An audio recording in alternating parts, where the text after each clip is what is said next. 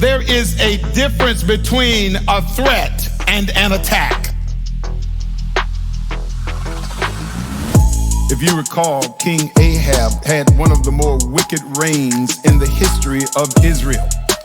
Due to his marriage with the godless Jezebel, idolatry had begun to overtake the land, and the hearts of the people had been drawn away from God. And so God caused the land to be cursed with 7 years of drought that was to begin and conclude with the word of the prophet Elijah.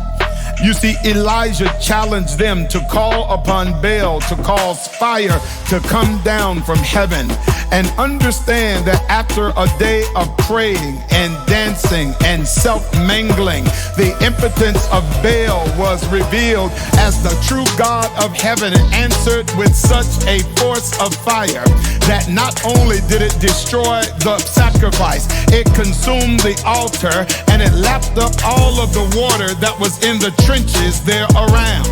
And understand that Elijah operates with so much authority that Elijah caused Ahab's army to kill Jezebel's prophets.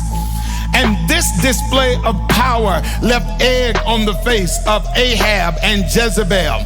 And understand that Jezebel is not filled with contrition, but in fact she's filled with a greater rage, so that she sends a message to Elijah saying that at least 24 hours from now, I'm gonna do to you the same thing that was done to the prophets of Baal. This thing gets so intense that Elijah literally lays down his prophetic mantle, and he gives God his prophetic resignation.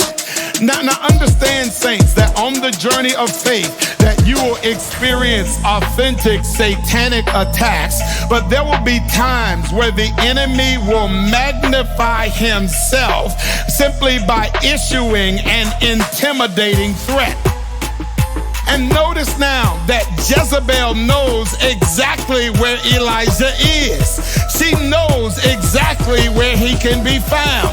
But did you notice that she sends a messenger, not a murderer? You would think that if she knows exactly where he is, that she would send the armies to arrest him and have him killed. But Jezebel's goal is not assassination, it's intimidation. In other words, her goal is to simply silence his voice. She wants him to cease and desist. She wants him to quit voluntarily because she doesn't have the power to overtake or destroy the man of God. Notice, friends of mine, all she does is send a threat, but she does not send an attack. She notices that there is some divine agency upon Elijah. She knows that God is with this man, and that to destroy him is going to bring judgment upon her own house. So she doesn't send an attack, she just sends an intimidating threat. And see, what God's people need to know is that in the realm of spiritual warfare, you've got an angelic security detail that is with you in your coming in and your going out. And the truth is that, like Elijah, we're not succumbing to an actual attack, but some of us actually get weak because of the presence of a threat. You see, notice Isaiah 54 says no weapon formed against you will be permitted to prosper. But notice it says the weapon won't prosper, but God is going to allow it to be formed. In other words, I need somebody to get that God is going to cause the attack to fail, even if he allows the threat to prevail.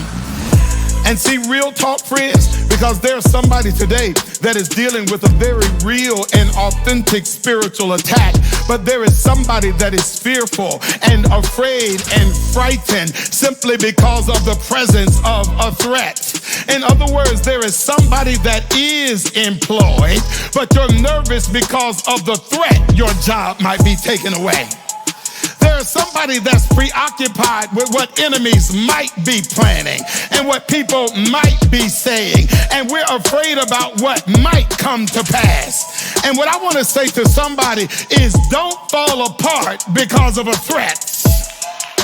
Satan has a way of suggesting possibilities and setting up evil imaginations that make war against your mind and the posture of faith. And I just need to say to somebody today, because there's somebody waiting on some medical test results, but I want to admonish you, don't start living in the worst case scenario until you're in the worst case scenario.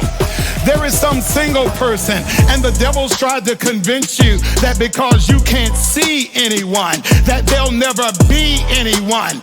Go ahead and enjoy this season until God brings you into the next. There is somebody worried about the money getting a little low, but you don't know what God has in store for your future. There are times where as a parent, I have to curtail my thoughts because when I watch the news and see these shootings and kidnappings, I get worried about what might happen to my kids. But God has to let me know that even though they came from you, they don't belong to you. They actually belong to me. Are you hearing me today? And see, this is the critical message, because when the warfare is in the realm of threat, meaning that the devil is coming for your peace, the mistake we make is that when the threat is spiritual, we try to secure the physical. You've got to know how to respond to a spiritual threat. You see, the only way to respond to a spiritual threat is to stand on a spiritual promise. Why, Pastor? Because understand what a threat is. A threat is not what's already happened. It's just when the enemy promises what he's gonna make happen.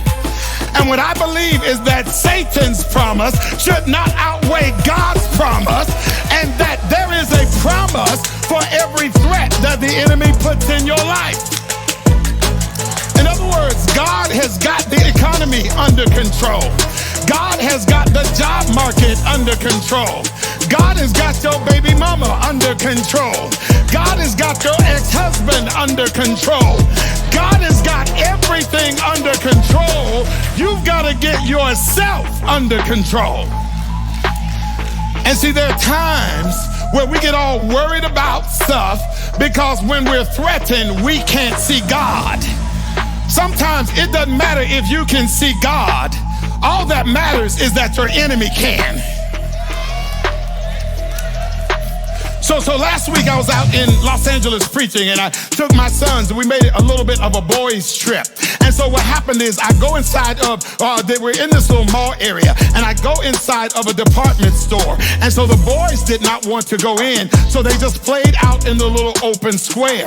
And so what happens is, Mom, I'm looking at them through the window of the department store. And as I'm looking at them, I see two older boys that looks like they're roaming and casing them as if they are interested in my oldest son's cell phone. And so I need you to know that when I see them seeing my sons, I don't really go out and make a big deal. I just go stand outside of the door and let them see me. And it's crazy, as soon as they see Daddy, they start moving in the other direction. Now I need you to know my boys never saw me, but they didn't need to see me. Their enemies just needed to see me. Oh God, there is somebody today that's saying, I can't see God. It doesn't matter if you can see him, as long as your enemy sees him. You're gonna be okay as you stand strong in him. Are y'all hearing me today, friends?